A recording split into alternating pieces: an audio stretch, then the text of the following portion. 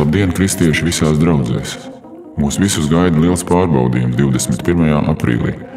Notiks steidzams balsojums Saeimā par šķietamu ikdienišķu projektu – grozījumu krimināla likumā, kas nosaka sodus un sodīšanas kārtību.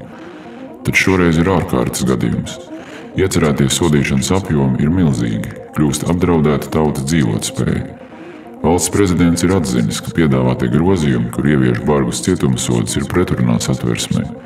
Turklāt valdība nav lēmusi virzīt grozījumus. Tos virza deputātu šaura grupa, bet steidzamības status nozīmē: nevar iejaukties prezidents un labot kļūdas, ja tādas ir. Iepazīstoties, projekts patiesi ir baiss. Izlasiet to ik viens, ir īpaša anotācija šeit. Grozījumi gatavot analogu Staļina laika krimināla kodeksa 58. pantam, pēc kura veica teroru Latvijā pret iedzīvotājiem. Apsūdzēt varēja ikvienu par jebko. Tagad līdzīgi, piemēram, varēs absurdi apsūdzēt spiegošanā un sodīt arī tos pilsoņus, kuri aizstāv savu īpašumu pret negodīgām dažādu piedzinēju prasībām un aizstāvībai iegūst ziņas par kredītiestādes darījumiem. Papildu informāciju par bīstamībām šeit.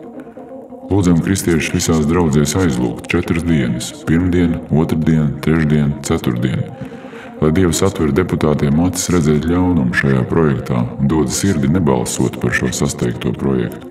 Ierosinām lūgšanu veidot kā tautas kopīgu lūgšanu visiem visā Latvijā vienlaikus, 12. pirmdien, otrdien, trešdien, noslēdzot ceturtdien, 21. aprīlī.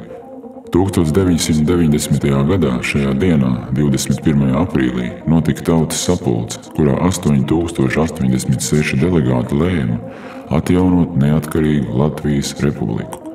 Lēmumu izpilde tika uzdota jaunievēlētajai augstākajai padomei.